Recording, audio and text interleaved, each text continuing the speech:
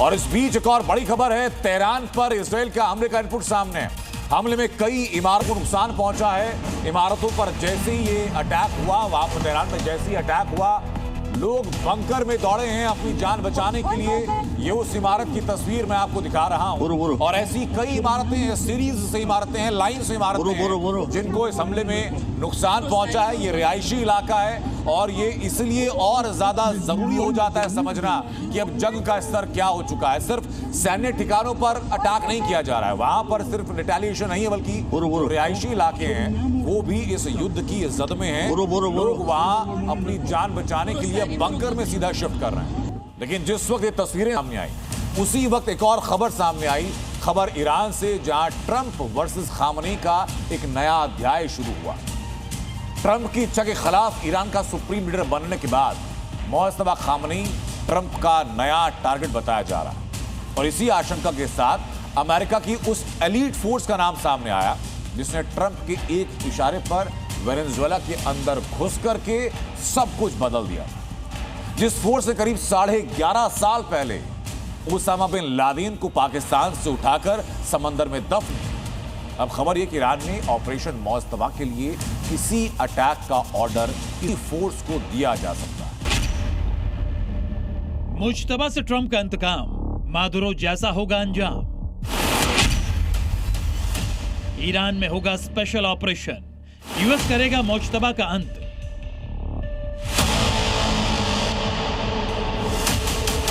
International आतंकी Osama bin Laden को मारने के लिए अमेरिकी फोर्स पाकिस्तान में घुसी तो पाकिस्तानियों को भनक तक नहीं लगी।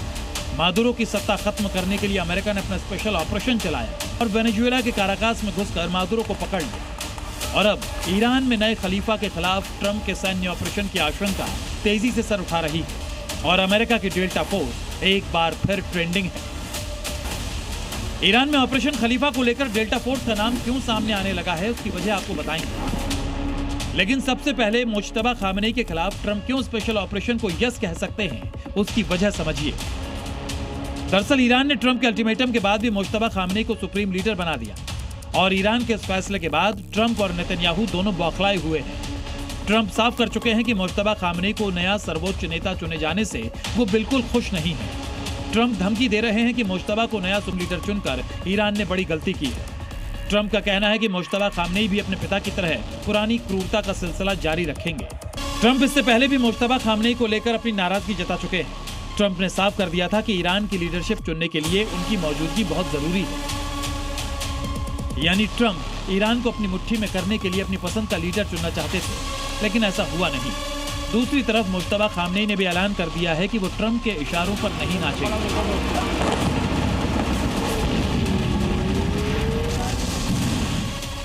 ट्रंप और नेतन्याहू से अपने पिता अयातुल्लाह खामनेई की हत्या का बदला लेकर रहेंगे। खामनेई का रवैया कुछ वैसा ही है जैसे 3 जनवरी से पहले तक वेनेजुएला के राष्ट्रपति निकोलस मादुरो का था। मादुरो ने भी ट्रंप को चैलेंज देकर अपनी ताकत दिखाने की कोशिश की थी और अमेरिकी डेल्टा फोर्स ने मादुरो को अपना टारगेट बनाकर उन्हें रातों रात अमेरिका पहुंचा दिया।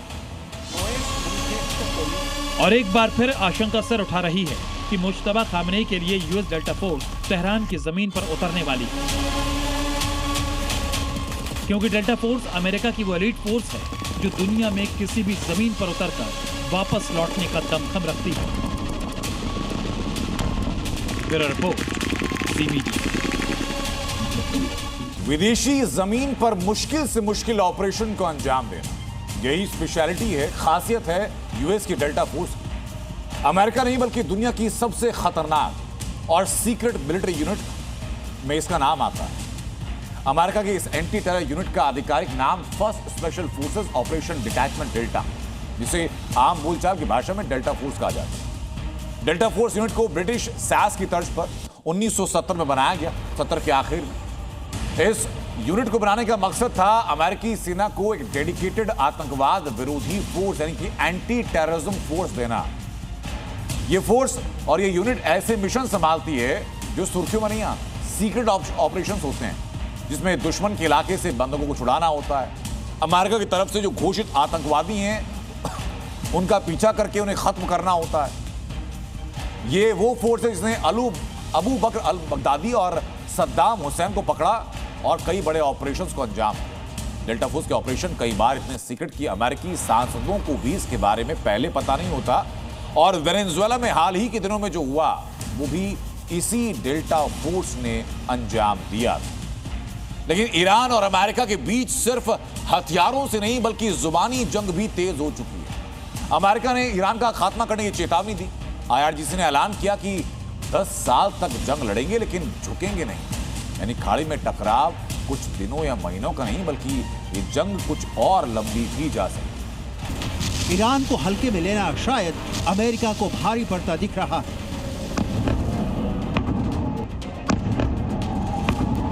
अमेरिका ने सोचा था कि खामनेई को मारकर वो ईरान को झुका देगा, अपने मन मुताबिक ईरान में सरकार भी बना लेगा। मगर जंग के 11 दिन बाद भी अमेरिका का सपना पूरा होता दिख नहीं रहा। ईरान अब भी युद्ध के मैदान में डटा है, मजबूती से इजराइल और अमेरिका से लड़ रहा है और ट्रंप को खुलकर चुनौती दे रहा है। 10 साल तक लड़ेगा मगर ईरान नहीं झुकेगा। ईरान पर हमले के साथ ही अमेरिका ने कहा था कि ईरान से युद्ध 1-2 दिन नहीं 100 दिनों तक चलने वाला है। लेकिन जब से ईरान में खामनेई का उत्तराधिकारी आया है, ईरान का जोश हाई है और युद्ध की रणनीति भी पूरी तरह से बदल चुकी है। ईरान पहले से ज्यादा मिसाइलों का इस्तेमाल कर रहा है, मिडिल ईस्ट में अमेरिकी पकड़ को कमजोर कर रहा है, खाड़ी देशों को लगातार टारगेट कर रहा है, तेल और गैस डिपो को ज्यादा निशाना बना रहा है और अब तो 1000 किलो वॉरहेड वाले मिसाइल से अटैक की प्लानिंग है। ईरान ने इजराइल और अमेरिका को 2 टूक कह दिया है कि अगर उस पर हमला जारी रहा तो जवाब और ज्यादा खतरनाक होगा, क्योंकि ईरान झुकेगा नहीं। उधर अमेरिका की तरफ से भी सख्त बयान सामने आया है। ट्रंप ने कहा कि ईरान को पूरी तरह से तबाह कर दिया गया है, लेकिन ईरान ने अब गुस्ताखी की तो अंजाम बुरा होगा। यानी अब तक ईरान में एयर स्ट्राइक कर रहा इजराइल और अमेरिका उससे एक कदम आगे ग्राउंड ऑपरेशन की प्लानिंग कर रहा है। ट्रंप का कहना है कि ईरान के करीब 80% मिसाइल लॉन्चर और ठिकानों को तबाह कर दिया गया है। अब ईरान के पास बहुत कम लॉन्चर बचे हैं। वहीं इजराइल ने दावा किया था कि ईरान के पास अब केवल 128 मिसाइल लॉन्चर बचे हैं। लेकिन ईरान ने साफ कर दिया है कि ये इजराइल और अमेरिका की कल्पना है और अमेरिका इस युद्ध में पूरी तरह फंस चुका है। जाहिर है दोनों तरफ से धमकियां और हमले जारी हैं, लेकिन कोई भी पीछे हटने को तैयार नहीं है। अमेरिका कह रहा है कि ईरान को पूरी तरह खत्म किए बिना वो रुकने वाला नहीं है और दूसरी तरफ ईरान भी साफ कर चुका है कि वो सालों तक जंग लड़ने के लिए तैयार है। यही वजह है कि अब सवाल उठने लगे हैं कि क्या ये जंग जल्दी खत्म हो पाएगा या मिडिल ईस्ट एक लंबी और खतरनाक लड़ाई की तरफ बढ़ रहा है। ब्यूरो रिपोर्ट, जी मीडिया। मिडिल ईस्ट के अंदर आज जो हो रहा है वो तस्वीरें आपने देखी, लेकिन युद्ध का पारा लगातार बढ़ता जा रहा है।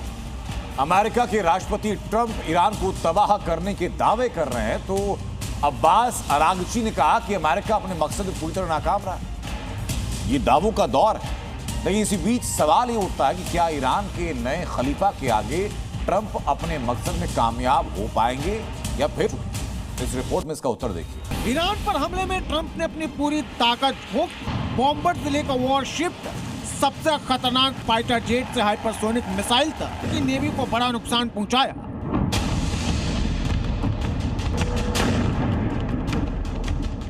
मिसाइलों के जखीरे उड़ाने का दावा, लेकिन क्या ट्रंप तब भी फेल हो गए?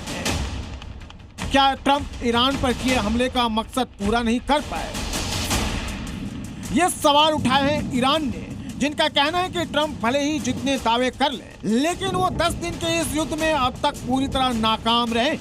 ईरान ने कहा है कि ईरान पर हमले में ट्रंप न तो सत्ता बदल पाए और न ही अभी तक ईरान को सरेंडर पर मजबूर कर पाए। ये बयान दिया है ईरान के विदेश मंत्री अब्बास अरागची ने, जिन्होंने ट्रंप को साफ संदेश दिए कि भले ही उनके देश की ताकत पर हमला हो चुका है, लेकिन वो तब भी युद्ध में डटे हुए। इतना ही नहीं, ईरान ने यह भी आरोप लगाया कि अब जबकि ट्रंप होने की वजह से झल्ला चुके हैं, तभी वो रोज नया बयान दे रहे हैं और ईरान पर हमला कर रहे हैं। हाल ही में अमेरिका ने ईरान पर हुए हमलों को बहुत तेजी से बढ़ाया है।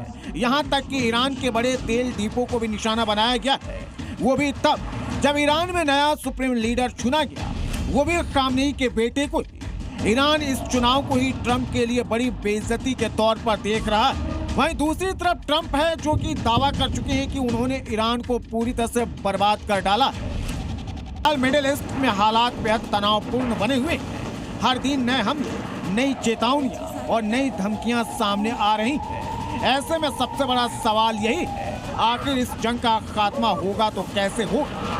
Bureau report, C media. खाड़ी में जारी इस तनाव के बीच में जंग का खात्मा इसीलिए भी जरूरी है क्योंकि पिछले 11 दिनों के अंदर लाशों का अंबार है। सबसे ज्यादा नुकसान ईरान को हुआ, लेकिन आपको यह भी जानना जरूरी है कि किस देश के कितने लोगों की जान जा चुकी है। ईरान में मौत का आंकड़ा 1332 है, 10,000 से ज्यादा घायल। लेबनान में मौत का आंकड़ा 394, 1,000 से ज्यादा लोग घायल हुए हैं। इराक में 6 लोगों की मौत हुई, 10 से ज्यादा घायल हुए हैं। यूएई में 4 लोगों की मौत हुई, 110 से ज्यादा घायल हैं। कुवैत 6 लोगों को गंवा चुका है अपने, 30 से ज्यादा लोग इस जंग का शिकार हुए, घायल हुए। सऊदी अरब में मौत का आंकड़ा 2 को छू चुका है, घायल 10 से ज्यादा हुए। कोई देश अछूता नहीं है मौत की इस विभीषिका से। लेकिन इसी बीच एक और बड़ी खबर आ रही है अमेरिका से। अमेरिका के एक मंत्री ने बयान दिया कि स्कूलों पर जो हमला हुआ, ईरान ने खुद स्कूल पर मिसाइल दागी है, आतंकियों की तरह हमला किया। ईरान स्कूलों और अस्पतालों पर मिसाइल दाग रहा है। बहुत बड़ा बयान है अपने आप में, क्योंकि आपको याद होगा ईरान के स्कूल में 150 से ज्यादा बच्चियों की मौत हुई जिनकी उम्र 7 से 12 साल के बीच में। अमेरिका से सवाल पूछा गया, अखबारों में आर्टिकल छपा कि ट्रंप ये तस्वीर देख रहे हैं कि नहीं देख रहे हैं। लेकिन जो जंग जारी है, तेल की कीमतें आसमान छू रही हैं, उसी बीच एक और बड़ी खबर आई। ट्रंप और पुतिन की 60 मिनट तक यानी 1 घंटे फोन पर बात हुई। दोनों नेताओं की इस फोन डिप्लोमेसी पर अब पूरी दुनिया की नजर है। लोग पूछ रहे हैं कि क्या इस बातचीत से की आग कुछ कम होगी? क्या रूस के तेल पर नरमी दिखाकर अमेरिका वैश्विक ऊर्जा का जो संकट पैदा हो चुका है उसको कम करने की कोशिशों में है? ट्रंप पुतिन की फोन डिप्लोमेसी, क्या मिडिल ईस्ट की जंग रुकेगी? 60 मिनट की बातचीत, तेल बाजार पर नई डील। ईरान और यूक्रेन युद्ध के बीच अमेरिका के राष्ट्रपति ट्रंप और रूस के राष्ट्रपति पुतिन के बीच करीब 1 घंटे तक बातचीत चली और दावा किया जा रहा है कि इस दौरान यूक्रेन युद्ध से लेकर ईरान संकट और सबसे अहम दुनिया के तेल बाजार पर बड़ी चर्चा हुई। अब सवाल है कि क्या यह सिर्फ बातचीत थी या फिर तेल और युद्ध को लेकर कोई बड़ी डील? सूत्रों के मुताबिक इस बातचीत का सबसे बड़ा मुद्दा था वैश्विक ऊर्जा संकट। दरअसल मिडिल ईस्ट में वार और स्ट्रेट ऑफ हॉर्मुज में तनाव की वजह से दुनिया की तेल सप्लाई पर बड़ा खतरा मंडरा रहा है। यही वजह है कि कच्चे तेल की कीमतें अचानक उछलकर $100 प्रति बैरल के आसपास पहुंच गई हैं, जिससे दुनिया भर की अर्थव्यवस्था पर दबाव बढ़ गया है। इसी संकट के बीच ट्रंप ने पुतिन को फोन किया और दोनों नेताओं ने ऊर्जा बाजार को स्थिर करने के तरीकों पर चर्चा की। सूत्र बताते हैं कि बातचीत में सबसे बड़ा मुद्दा था रूस के तेल पर लगे अमेरिकी प्रतिबंध। खबर है कि ट्रंप प्रशासन रूस पर लगे तेल प्रतिबंधों में नरमी बरतने पर विचार कर रहा है। मकसद साफ है कि दुनिया में तेल की सप्लाई बढ़े और बाजार में कीमतें काबू में आए। लेकिन इस बातचीत का इकलौता मुद्दा तेल नहीं था। ट्रंप और पुतिन के बीच 2 बड़े युद्ध पर भी चर्चा हुई। पहला रूस यूक्रेन युद्ध और दूसरा मिडिल ईस्ट में चल रहा ईरान युद्ध। ट्रंप ने पुतिन से कहा कि अगर रूस यूक्रेन युद्ध खत्म करने में मदद करता है तो यह वैश्विक संकट को कम करने में बड़ी भूमिका निभा सकता है। वहीं रूस ने संकेत दिया कि अगर राजनीतिक माहौल सुधरता है तो वो यूरोप और दुनिया के लिए तेल और गैस की सप्लाई बढ़ाने को तैयार है। अब इस बातचीत को ट्रंप का 7 वाला वॉर प्लान कहा जा रहा है, यानी एक ही बातचीत में 3 बड़े टारगेट। पहला, यूक्रेन युद्ध को खत्म करने की कोशिश। दूसरा, ईरान संकट को सीमित करना और तीसरा, दुनिया के तेल बाजार को स्थिर करना। अगर यह रणनीति काम करती है तो इससे वैश्विक अर्थव्यवस्था और ऊर्जा बाजार दोनों में बड़ा बदलाव आ सकता है। यानी ट्रंप पुतिन की 1 घंटे की इस फोन कॉल में सिर्फ कूटनीति नहीं बल्कि दुनिया के तेल बाजार की दिशा तय करने वाली रणनीति पर भी चर्चा हुई। अब सबकी नजर इस बात पर है कि क्या अमेरिका सच में रूस से तेल पर नरमी दिखाता है, क्योंकि अगर ऐसा हुआ तो इससे दुनिया के कई देशों को बड़ी राहत मिल सकती है। ब्यूरो रिपोर्ट, जी मीडिया। वॉर मिडिल ईस्ट में चल रही है, लेकिन भारत में भी एक प्रोपेगेंडा वॉर है जो लड़ी जा रही है। यहाँ एक गैंग एक्टिव हो चुका है जो हवाएं बना रहा है कि देश में एलपीजी की कमी हो चुकी है। इसका असर ये कि कई हिस्सों में गैस के लिए लाइनें लगने लगी, लेकिन लाइनों का असली सच क्या है ये जानने के लिए जी न्यूज की टीम जब ग्राउंड पर पहुंची, लोगों से वजह पूछी और जाना कि गैस की कमी है या क्या वजह है लाइनें लगने का। जो मेरे पीछे आप लाइनों का एक तस्वीर भी देख रहे हैं, इस रिपोर्ट में देखिए सच्चाई जानिए।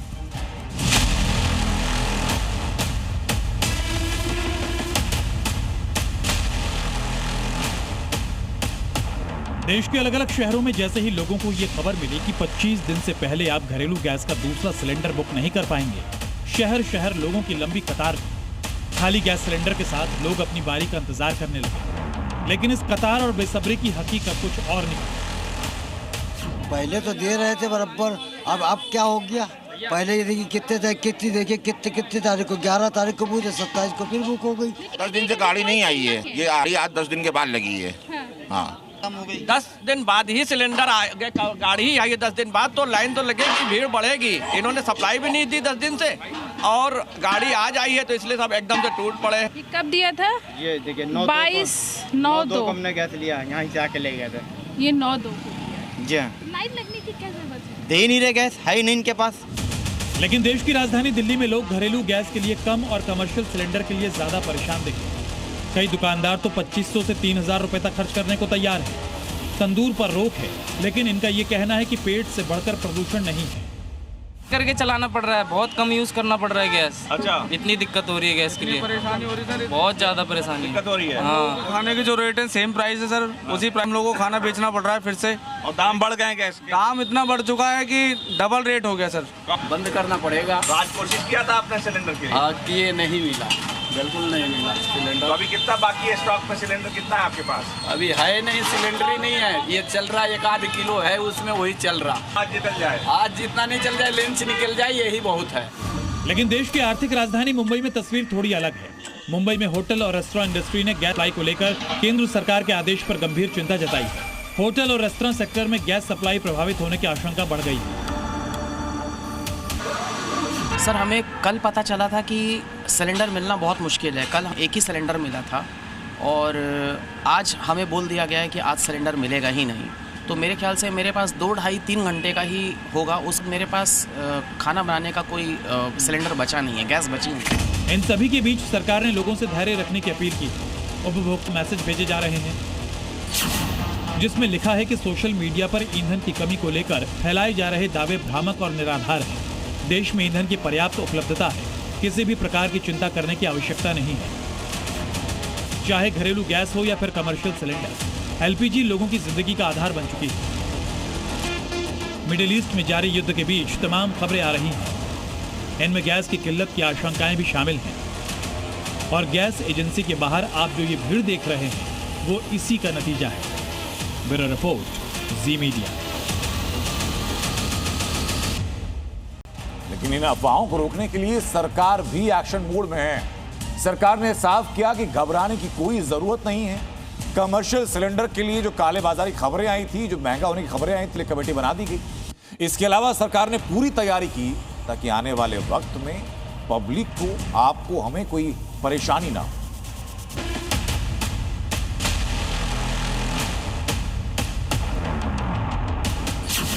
क्या युद्ध का असर भारत पर होने वाला है? क्या देश में गैस के संकट की शुरुआत हो चुकी है? क्या इस संकट से निपटने के लिए भारत के पास पर्याप्त भंडार है? ये वो सवाल है जो इस वक्त हर एक के जहन में है, क्योंकि मिडिल ईस्ट की जंग जिस पर सबसे ज्यादा असर डालने वाली है वो है तेल और गैस, और इसका असर अब दिखने भी लगा है। बेंगलुरु में होटल इंडस्ट्री ने गैस सप्लाई को लेकर सरकार को चिट्ठी लिखी है। पुणे शवदाह खुद ही 18 जगहों पर एलपीजी के इस्तेमाल को रोक रहे हैं ताकि कमी न हो। तेलंगाना और आंध्र प्रदेश में कमर्शियल गैस डिस्पैच सीमित कर दिया गया है। लेकिन इन सब के बीच भारत साफ कर चुका है कि तेल के उसके पास पर्याप्त भंडार हैं लेकिन गैस की कमी न हो, इसके लिए तैयारी पूरी है। आज से सरकार ने नेचुरल गैस की राशनिंग लागू करने का ऐलान कर दिया है, जिससे कि आम लोगों की रसोई में गैस, वाहनों के लिए सीएनजी, खाद बनाने वाले कारखानों और अन्य जरूरी क्षेत्रों में कोई कमी न आए। राशनिंग के तहत घरेलू पीएनजी, सीएनजी, एलपीजी उत्पादन, उर्वरक कारखाने और चाय उद्योग जैसे प्राथमिकता वाले क्षेत्रों को पूरी या ज्यादा सप्लाई मिलेगी। गेल और पीपीएसी को इस राशनिंग की निगरानी और लागू करने की जिम्मेदारी सौंपी गई है। इसके अलावा देश की तेल रिफाइनरीज को एलपीजी यानी रसोई गैस का उत्पादन बढ़ाने का निर्देश दिया गया है। इसके अलावा बड़ा ध्यान जमाखोरों पर भी दिया जा रहा है, जिससे कि जमाखोर मौके का फायदा उठाकर मनमानी कीमत न वसूल पाए। केंद्र सरकार ने घरेलू एलपीजी सिलेंडर की रिफिल बुकिंग के नियमों में बदलाव किया है। अब उपभोक्ता एक सिलेंडर डिलीवर होने के बाद दूसरा सिलेंडर 21 दिन की बजाय 25 दिन बाद ही बुक कर सकेंगे। सरकार का मानना है कि वेटिंग पीरियड को 25 दिन करने से बेवजह की बुकिंग पर लगाम लगेगी। इससे उन लोगों को आसानी से सिलेंडर मिल सकेगा जिन्हें वाकई इसकी जरूरत है। भारत भी अपनी 85% से ज्यादा तेल और 80% एलपीजी आयात मिडिल ईस्ट से करता है, लेकिन तब भी भारत ने साफ किया कि चाहे वो तेल हो या फिर गैस, भारत के पास पर्याप्त मात्रा में भंडार मौजूद हैं। साफ है कि भारत में फिलहाल कोई बड़ा संकट नहीं है, लेकिन खाड़ी देशों में अगर युद्ध लंबा खींचता है तो संकट और गहराएगा। इसका असर भारत पर भी पड़ेगा। ब्यूरो रिपोर्ट, जी मीडिया। लेकिन सवाल फिर भी बना है कि क्या ये युद्ध सच में जल्द खत्म होगा? मिडिल ईस्ट एक और बड़े युद्ध की तरफ बढ़ रहा है।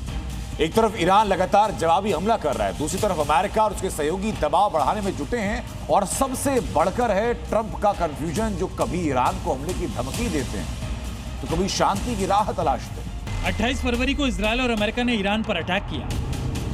तब से अब तक 11 दिन बीत चुके हैं और पूरा मिडिल ईस्ट जंग की आग में झुलस रहा है। मिडिल ईस्ट में हर तरफ दहशत का आलम है, क्योंकि किसी को नहीं पता कि कब और कहां से मिसाइल या ड्रोन का हमला हो जाएगा। ऐसे में सवाल है कि क्या खाड़ी का युद्ध अभी लंबा खिंचने वाला है या भीषण जंग के बीच कोई बीच का रास्ता निकलने वाला है।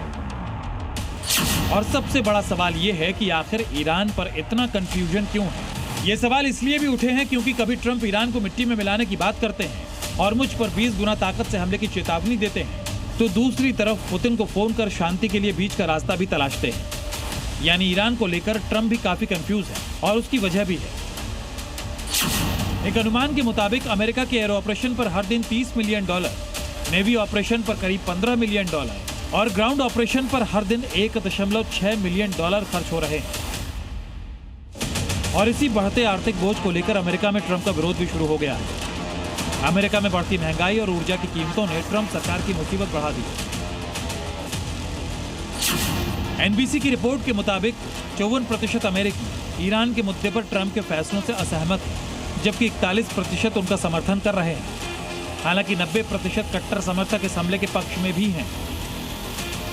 हालांकि ट्रंप का मानना है कि यह जंगी अभियान अमेरिका के लिए आर्थिक रूप से फायदेमंद साबित होगा और आखिर में इससे तेल और गैस की कीमतें कम हो सकती हैं। ट्रंप का यह भी कहना है कि ईरान पर हमला एक जरूरी सैन्य कार्रवाई थी और युद्ध अपने अंतिम चरण में हो सकता है। ब्यूरो रिपोर्ट, जी मीडिया।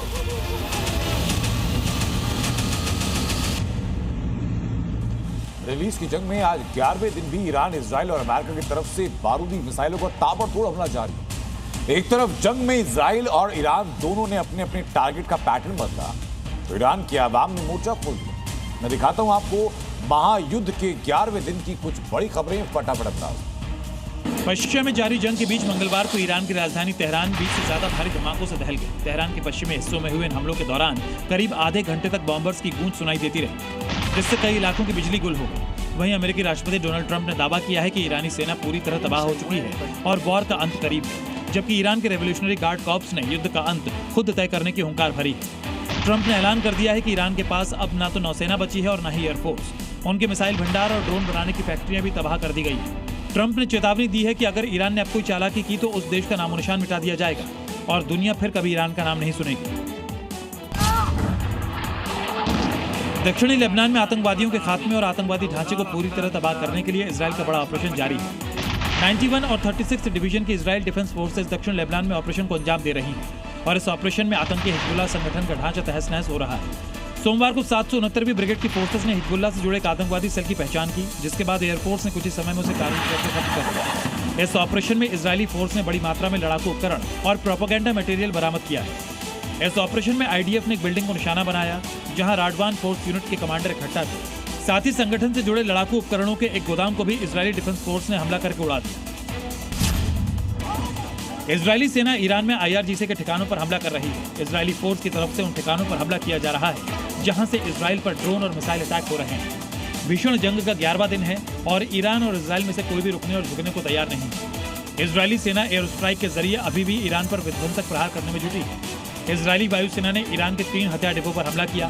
दावे के मुताबिक यहीं से इजराइल की तरफ से ड्रोन दागे जा रहे थे। आईडीएफ ने खुफिया जानकारी के बाद ड्रोन से हमला किया। इजराइल का दावा है कि इस ऑपरेशन में ड्रोन स्टोरेज साइट्स और एयर डिफेंस सिस्टम को भी निशाना बनाया गया ताकि ईरान के हमलों और रक्षा क्षमता को कमजोर किया जा सके। दावा किया जा रहा है कि इजरायली सेना के हमले में ईरान को बड़ा नुकसान पहुंचा है।